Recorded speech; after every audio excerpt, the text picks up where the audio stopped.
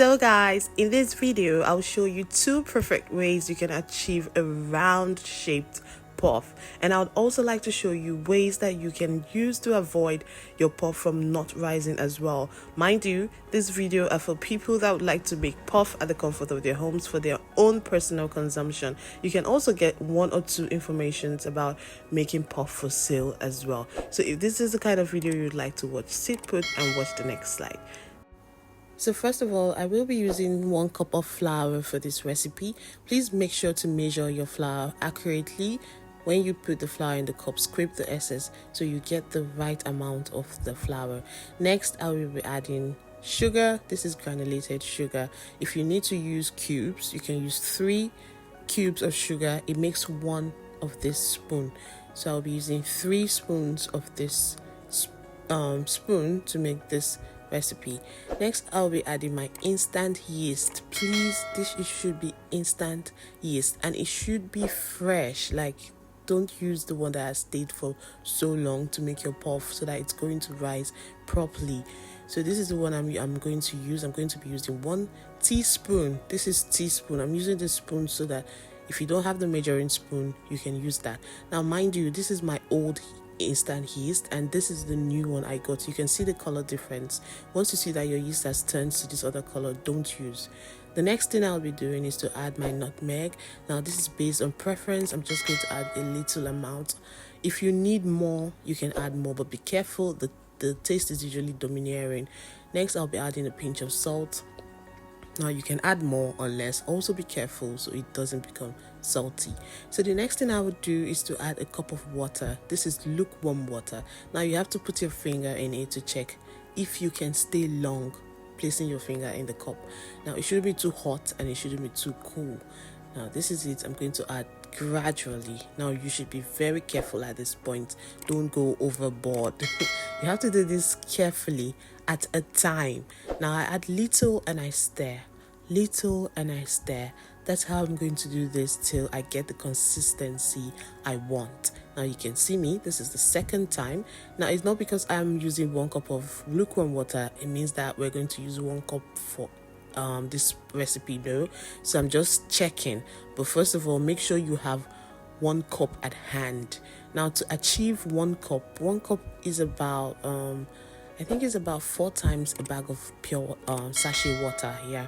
So this is how I'm going to be putting this gradually till I get the consistency. Now watch this.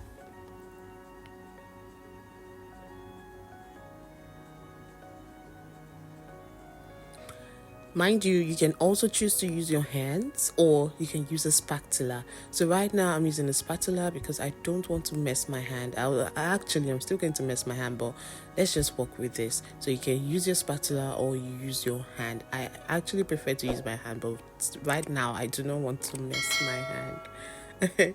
So do you, okay? So make sure to beat very well. You can see this is about to form some seed. So I'm going to beat this properly so everything dissolves very well.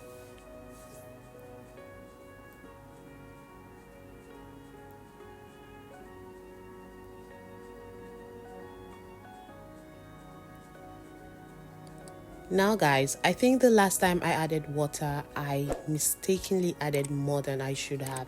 Now this is a bit watery. So how do we remedy the situation? So if you feel that your batter has become too runny, this is not pancake we're about to make here. So if it gets to this situation, please add more flour. Now I added 1 of this spoon to it. I forgot to show that part. I added 1 and now it has gotten to the consistency I want. Now my batter is perfect for making puff. If it's too watery, your puff will come out flat. So this is it. That was the water I had left.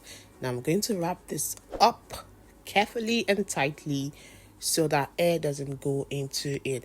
When I'm done with this, I'll put it in my oven. You can put it in your microwave or anywhere that is warm. So this is me. This is what I've done. So now it's going into my microwave. You can also cover it with a towel, okay, so that it just gets everything well set for it to rise. Now, hour, 30 minutes later, this is what we're getting. Yay! It has risen. The puff has risen. Now, if you do everything right, trust me, that's how it'll come out. So, guys, I'm using this pot because I do not want to use so much oil.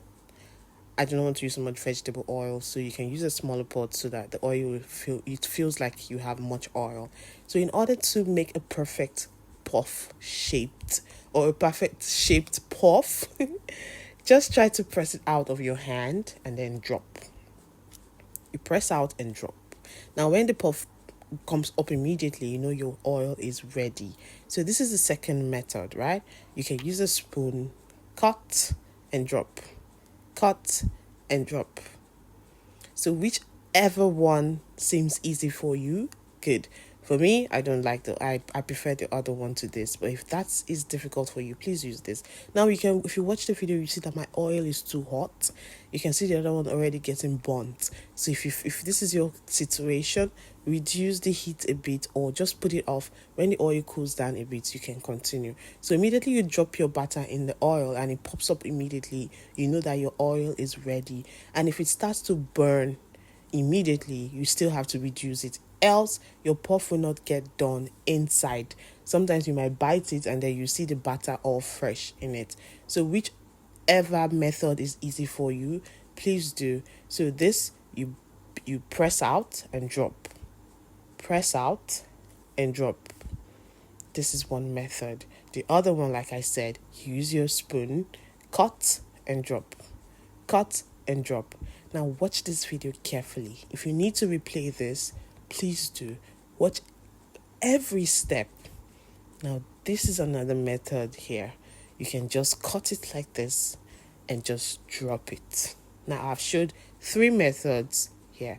Now try all 3 of these methods and see the one that is easy for you. Trust me guys, if your yeast is perfect, the water you used was not too hot or too cold in mixing your batter, trust me guys, this puff will come out well shaped and amazing. Now your batter shouldn't be too thick, else when your puff is ready, it's going to feel hard inside.